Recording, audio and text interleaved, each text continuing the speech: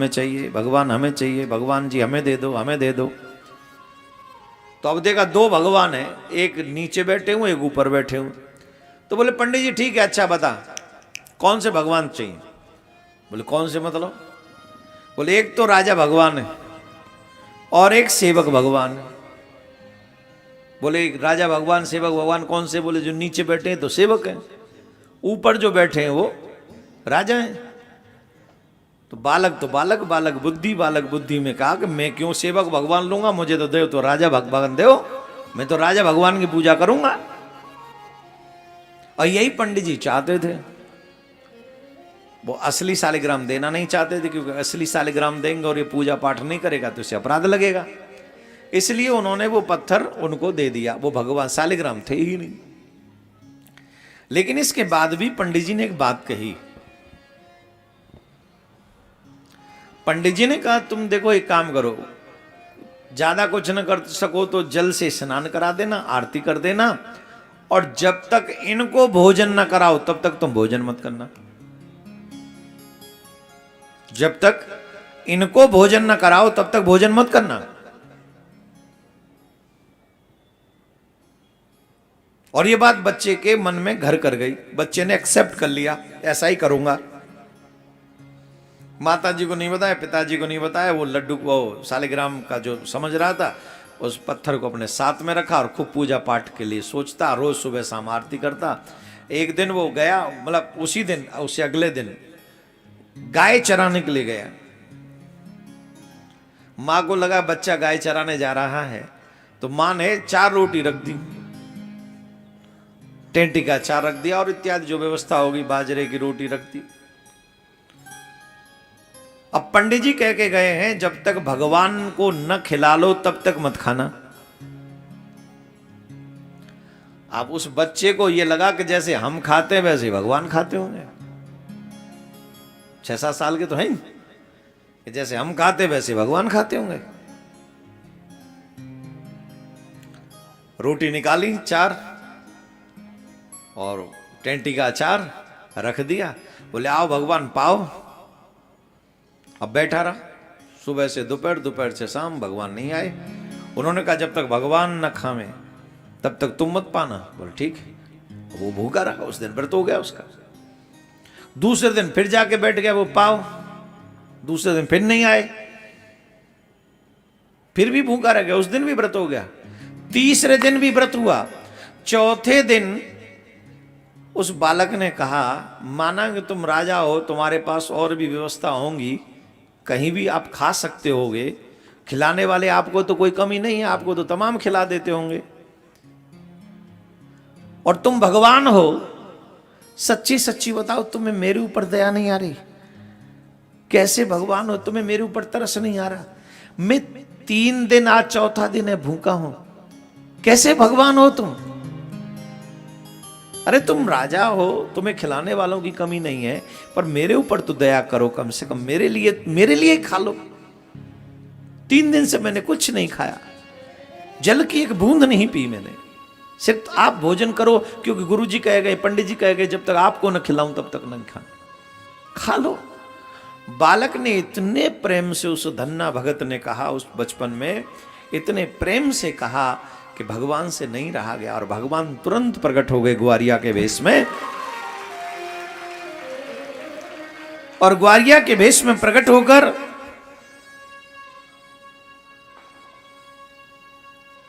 भगवान ने कहा ला भैया भूख लग रही, ला लेके।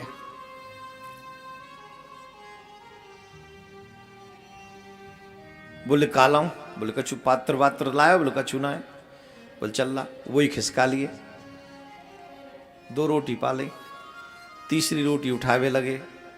बालक ने कही रोटी कितनी है टोटल? बोले 4। ने कहा तो दया करो, ने कहा तो तरस खाओ। अरे आप तो राजा हो, तुम्हें तो पता नहीं किस किसी ने खिलाया होगा, हमें किसी ने नहीं खिलाया, 4 दिन से प्रतीक्षा कर रहे हैं, 2 अपने बट की खा लो और 2 अब हमारे बट की छोड़ दो, 2 हम खाएंगे, 2 तुम खाओ।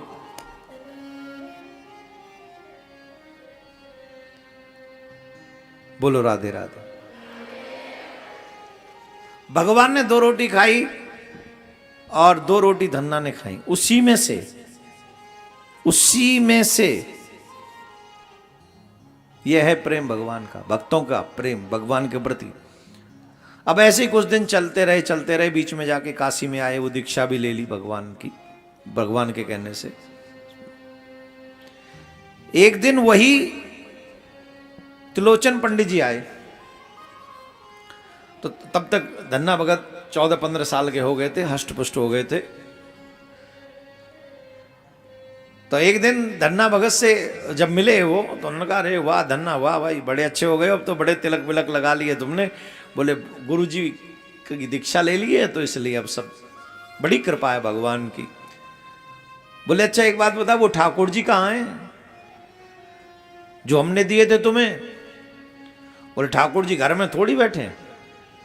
तो बोले ठाकुर जी तो गैया चरावे गए। ध्यान से सुनना, एक द्वापर युग में माँ यशोदा की गैया, बाबा नंद की गैया कन्हैया ने चराई, भगवान ने चराई। एक कलयुग में धन्ना भगत की गैया गोविंद ने चराई। इसी कलयुग में चराई है। जो लोग कहते हैं ना भगवान नहीं है, यहां वो बात सिद्ध हो जाती है, नाच न जाने आंगन टेढ़ो। हृदय में शुद्धता है नहीं, पवित्रता है नहीं, भगवान के विषय में जानकारी नहीं, मिलना चाहते नहीं, ऊपर से भगवान को दोष दे दिया कि वो भगवान मिलते नहीं।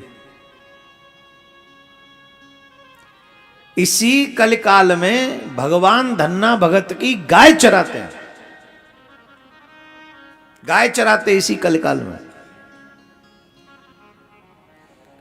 पंडित जी पूछ रहे हैं अरे वो भगवान कहाँ हैं? बोले भगवान घर में थोड़ी बैठे, तो भगवान तो गैया चरावे गए। अब पंडित जी बोले बाबरी, कैसी बाबरी बात कर रहे हो? भगवान को गैया चराते होंगे, भगवान तो मंदिर में ही बैठे। अरे बोले तुम्हारे भगवान होंगे मंदिर में, हमारा भगवान तो गैया चरा रहे हो। बोले सांची? बोले हाँ। वो मुंह मिला के लाई, कहां तेरे भगवान? चलो चलो। धन्ना भगत उन पंडित जी को लेके गए जो पंडित जी थे ठाकुर जी प्रेम से लिए थे। अब पंडित जी ने पूछी कहां है तेरे भगवान? बोल तुम्हें दिख रहे ना वो ठाड़े वहां पेड़ के नीचे, गैया वो चल रही, देखो बोले। पंडित जी बोले पागल बना रहे हो, मुंह तो कोई ना दिख रहा हो यहाँ गैयान के सिवाय। अरे यही है, देखो तो सही, गैयान के पीछे तो ठाड़े। पंडित जी को ये विश्वास हो गया कि इसको तो दिख रहे हैं पर मुझे नहीं दिख रहे। पंडित जी रोने लगे, चीखने लगे। पंडित जी ने कहा कि मेरे से क्या अपराध हो गया, मैं तो नित्य सालग्राम की पूजा करता हूं, आप मुझे दर्शन नहीं दे रहे और आप इस बालक को दर्शन दे चुके। अगर आपने मुझे दर्शन नहीं दिया तो मैं आत्मदाह कर लूंगा। आकाशवाणी हुई पंडित जी, इस बच्चे की तरह तुम्हारा मन निर्मल नहीं है, तुम्हारा मन सरल नहीं है। जब इस बच्चे की तरह तुम्हारा मन निर्मल हो जाएगा तो मैं तुम्हें मिलूंगा। बोले कैसे होगा मेरा मन निर्मल, कृपा करके बताओ। बोले अगर तुम मुझे देखना चाहते हो तो इस भक्त धन्ना को अपनी गोद में बिठा लो, तुम्हें मैं अभी दिखता हूं।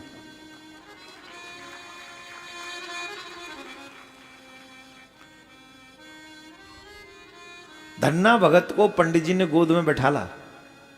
साक्षात ठाकुर जी गैया चराते हुए लकुट लेकर, काली कमलिया ओढ़कर, बंसी हाथ में लेकर, वही ग्वारिया के वेश में पंडित जी को भगवान दर्शन दे रहे, कन्हैया दर्शन दे रहे।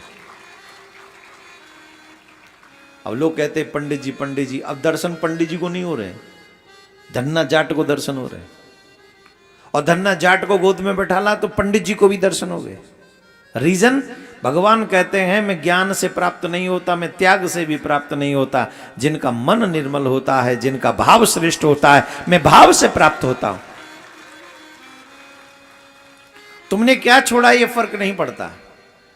तुमने कितना बुक पढ़ लिए, कितने ज्ञान कर लिया है, इससे भी फर्क नहीं पड़ता, लेकिन तुम्हारे हृदय में भगवान के प्रति कितना भाव है, कितनी श्रद्धा है, इससे बहुत बड़ा प्रभाव पड़ता है।